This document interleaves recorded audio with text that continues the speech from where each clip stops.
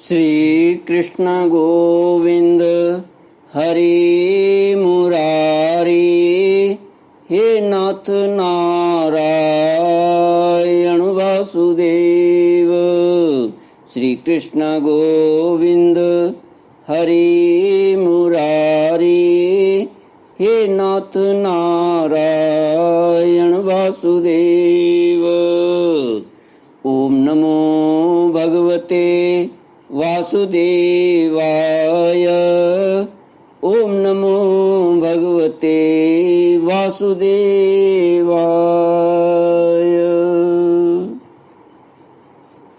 कृष्णाय वासुदेवाय हरये परमात्मने प्रणतः क्लेशनाशाय गोविंदाय नमो नमः।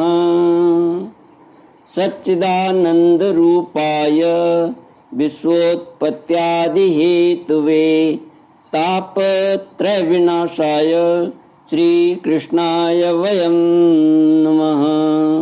सच्चित आनंद स्वरूप परमात्मा जो सृष्टि के उत्पत्ति पालन और संहार करता है तथा जीवों के आध्यात्मिक आदि दैविक आदि भौतिक तापों को नष्ट करने वाले हैं, अर्थात जीवों के मानसिक शारीरिक और भौतिक दुखों को दूर करने वाले हैं, उन श्री कृष्ण भगवान को हम नमस्कार करते हैं।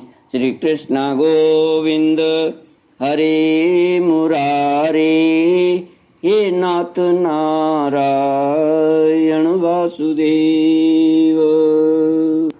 श्रीमद् भागवत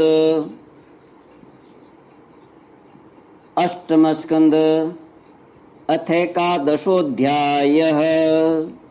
श्री शुक उवाच अथोऽप्सुरा प्रत्युलब्धचेतसा परस्य पुंस परयानुकंपया जघ्रुर्भृंसं शक्रसमीरणादय तांस्तान् रणे ये रविसंहता पुरा तांस्तान् रणे ये रविसंहता पुरा। देवासुर संग्राम की समाप्ति। श्री सुखदेव जी कहते हैं, परीक्षित, परम पुरुष भगवान की अहेतु की कृपा से देवताओं की घबराहट जाती रही, उनमें नवीन उत्साह का संचार हो गया। पहले इंद्र वायु आदि देवगण रणभूमि में जिन जिन दैत्यों से आहत हुए थे उन्हीं के ऊपर अब वे पूरी शक्ति से प्रहार करने लगे। परम ऐश्वर्यशाली इंद्र ने बलि से लड़ते लड़ते उन पर क्रोध करके वज्र उठाया। तब सारी प्रजा में हाहाकार मच गया। बलि अस्त्र शस्त्र से सुसज्जित होकर बड़े उत्साह से युद्ध भूमि में बड़ी निर्भयता से डटकर विचर रहे थे। उनको अपने सामने ही देखकर हाथ में वज्र लिए हुए इंद्र ने उनका तिरस्कार करके कहा, मूर्ख, जैसे नट बच्चों की आंखें बांधकर अपने जादू से उनका धन ऐंठ लेता है, वैसे ही तू माया की चालों से हम पर विजय प्राप्त करना चाहता है। तुझे पता नहीं है कि हम लोग माया के स्वामी हैं, वह हमारा कुछ नहीं बिगाड़ सकती। जो मूर्ख माया के द्वारा स्वर्ग पर अधिकार करना चाहते हैं और उसको लांघ कर उसके लोकों में भी धाक जमाना चाहते हैं, उन लुटेरे मूर्खों को मैं उनके पहले स्थान से भी नीचे पटक देता हूँ। ना समझ, तूने माया की बड़ी बड़ी चालें चली हैं। देख, आज मैं अपने 100 धार वाले वज्र से तेरा सिर धड़ से अलग किए देता हूँ। तू अपने भाई बंधुओं के साथ जो कुछ कर सकता हो कर के देख ले। बलि ने कहा, इंद्र, जो लोग काल शक्ति की प्रेरणा से अपने कर्म के अनुसार युद्ध करते हैं उन्हें जीत या हार, यश या अपयश अथवा मृत्यु मिलती ही है। इसी से ज्ञानी जन इस जगत को काल के अधीन समझकर न तो विजय होने पर हर्ष से फूल उठते हैं और न तो अपकीर्ति, हार अथवा मृत्यु से शोक के ही वशीभूत होते हैं। तुम लोग इस तत्व से अनिभिज्ञ हो। तुम लोग अपने को जय पराजय आदि का कारण कर्ता मानते हो, इसलिए महात्माओं की दृष्टि से तुम शोचनीय हो। हम तुम्हारे मर्मस्पर्शी वचन को स्वीकार ही नहीं करते, फिर हमें दुख क्यों होने लगा। श्री सुखदेव जी कहते हैं, वीर बलि ने इंद्र को इस प्रकार फटकारा। बलि की फटकार से इंद्र कुछ झेंप गए। तब तक वीरों का मान मर्दन करने वाले बलि ने अपने धनुष को कान तक खींच खींच कर बहुत से बाण मारे। सत्यवादी देव शत्रु बलि ने इस प्रकार इंद्र का अत्यंत तिरस्कार किया। अब तो इंद्र अंकुश से मारे हुए हाथी की तरह और भी चिढ़ गए। बलि का आक्षेप वे सहन न कर सके। शत्रुघाती इंद्र ने बलि पर अपने अमोघ वज्र का प्रहार किया। उसकी चोट से बलि पंख कटे हुए पर्वत के समान अपने विमान के साथ पृथ्वी पर गिर पड़े। बलि का एक बड़ा हितैषी और घनिष्ठ मित्र जंबासुर था। अपने मित्र के गिर जाने पर भी उनको मारने का बदला लेने के लिए वह इंद्र के सामने आ खड़ा हुआ। सिंह पर चढ़कर वह इंद्र के पास पहुंच गया और बड़े वेग से अपनी गदा उठाकर उनके जस्त्रस्थान हंसली पर प्रहार किया।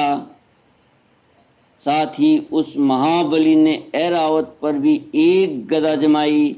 गदा की चोट से ऐरावत को बड़ी पीड़ा हुई। उसने व्याकुलता से घुटने टेक दिए और फिर मूर्छित हो गया। उसी समय इंद्र का सारथी मातली 1000 घोड़ों से जुता हुआ रथ ले आया और शक्तिशाली इंद्र ऐरावत को छोड़कर तुरंत रथ पर सवार हो गए। दानव श्रेष्ठ जंब ने रणभूमि में मातली के इस काम की बड़ी प्रशंसा की और मुस्कुराकर चमकता हुआ त्रिशूल उसके ऊपर चलाया। मातली ने धैर्य के साथ इस असह्य पीड़ा को सह लिया। तब इंद्र ने क्रोधित होकर अपने वज्र से जंब का सिर काट डाला। श्री कृष्ण गोविंद हरि मुरारी, हे नाथ नारायण वासुदेव। देवऋषि नारद से जंबासुर की मृत्यु का समाचार जानकर उसके भाई बंधु नमूची बल और पाक झटपट रणभूमि में आ गए। अपने कठोर और मर्मस्पर्शी वाणी से उन्होंने इंद्र को बहुत कुछ बुरा भला कहा और जैसे बादल पहाड़ पर मूसलाधार पानी बरसाते हैं वैसे ही उनके ऊपर बाणों की झड़ी लगा दी। बल ने बड़े हस्त लाघव से एक साथ ही 1000 बाण चलाकर इंद्र के 1000 घोड़ों को घायल कर दिया।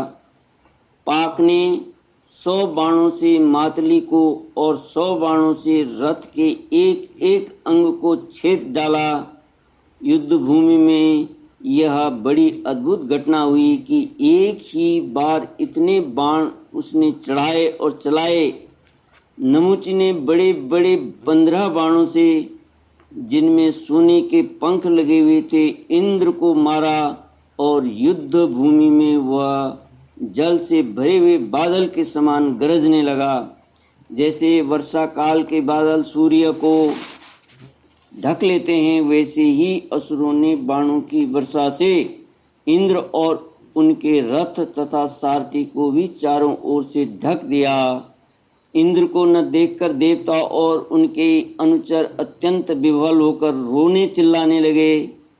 एक तो शत्रु ने उन्हें हरा दिया था और दूसरे अब उनका कोई सेनापति भी न रह गया था। उस समय देवताओं की ठीक वैसी ही अवस्था हो रही थी जैसे बीच समुद्र में नाव टूट जाने पर व्यापारियों की होती है। परंतु थोड़ी सी देर में थोड़ी ही देर में शत्रुओं के बनाए हुए बाणों के पिंजड़े से घोड़े, रथ, ध्वजा और सारथी के साथ इंद्र निकल आए।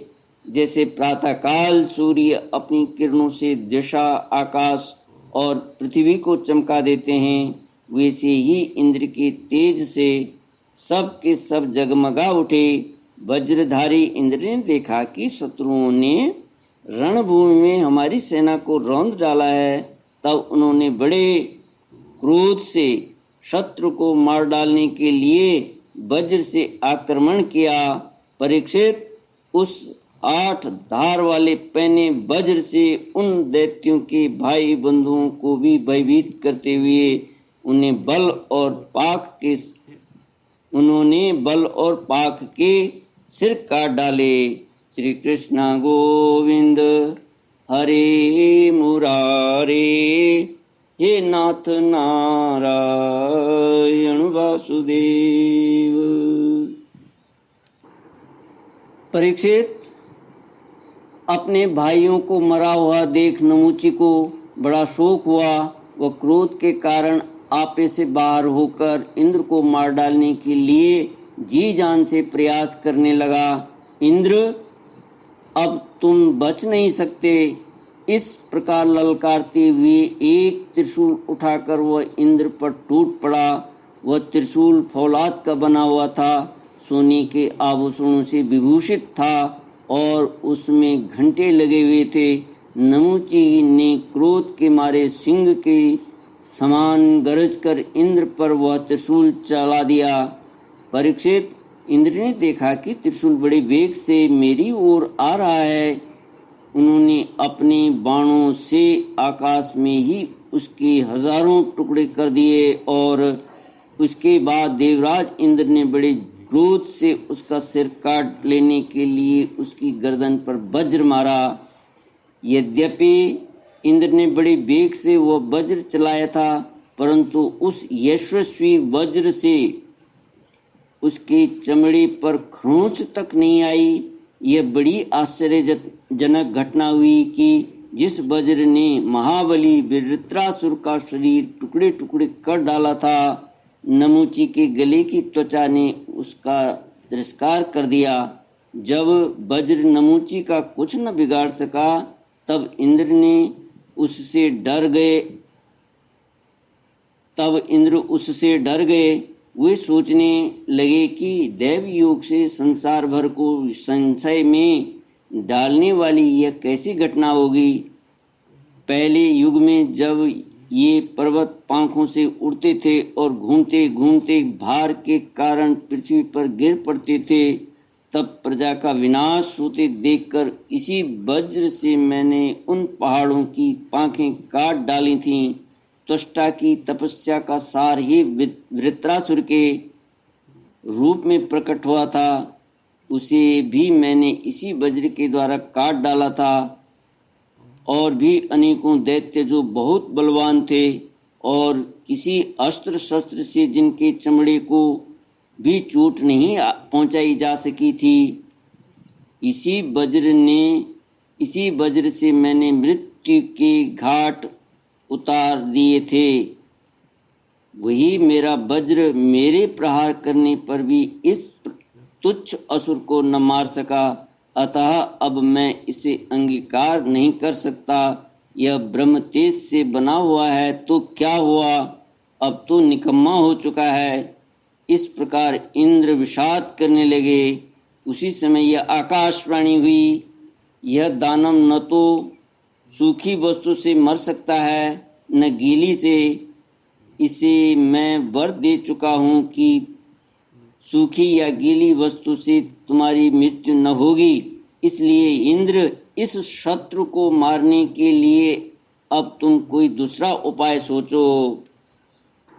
उस आकाशवाणी को सुनकर देवराज इंद्र बड़ी एकाग्रता से विचार करने लगे। सोचते सोचते उन्हें सूझ गया कि समुद्र का फेन तो सूखा भी है गीला भी है, इसलिए न उसे सूखा कह सकते हैं न गीला। अतः इंद्र ने उस न सूखे और न गीले समुद्र फेन से नमुच्ची का सिर काट डाला। उस समय बड़े बड़े ऋषि मुनि भगवान इंद्र पर पुष्पों की वर्षा और उनकी स्तुति करने लगे। गंधर्व शिरोमणि विश्वावसु तथा परावसु गान करने लगे। देवताओं की दुदुम्बियाँ बजने लगीं और नर्तकियाँ आनंद से नाचने लगी। इसी प्रकार वायु, अग्नि, वरुण आदि दूसरे देवताओं ने भी अपने अस्त्र शस्त्रों से विपक्षियों को वैसे ही मार गिराया जैसे सिंह हरिणों को मार डालते हैं। परीक्षित, इधर ब्रह्मा जी ने देखा कि दानवों का तो सर्वथा नाश हुआ जा रहा है। तब उन्होंने देव ऋषि नारद को देवताओं के पास भेजा और नारद जी से वहाँ जाकर देवताओं को लड़ने से रोक दिया। नारद जी ने कहा, देवताओं, भगवान की भुजाओं की छत्र छाया में रहकर आप लोगों ने अमृत पान कर लिया है और लक्ष्मी जी ने भी अपनी कृपा कोर से आपकी अभिवृद्धि की है, इसलिए आप लोग अब लड़ाई बंद कर दें। श्री सुखदेव जी कहते हैं, देवताओं ने देव ऋषि नारद की बात मानकर अपने क्रोध के वेग को शांत कर लिया और फिर वे सब के सब अपने लोक स्वर्ग को चले गए।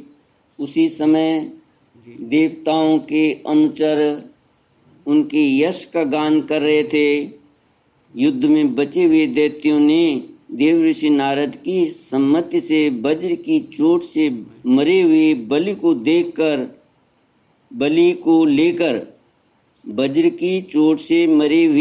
को लेकर अस्ताचल की यात्रा की। वहाँ शुक्राचार्य ने अपनी संजीवनी विद्या से उन असुरों को जीवित कर दिया जिनकी गर्दन आदि अंग कटे नहीं थे, बच रहे थे। शुक्राचार्य के स्पर्श करते ही बलि की इंद्रियों में चेतना और मन में स्मरण शक्ति आ गई।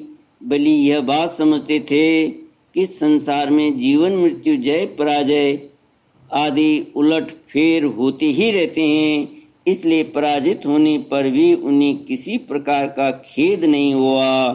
श्री कृष्ण गोविंद हरि मुरारी, हे नाथ नारायण वासुदेव। इति श्रीमद्भागवते महापुराणे पारमहंस्यां संहितायाम् अष्टमस्कन्धे देवासुरसंग्रामे एकादशोऽध्यायः।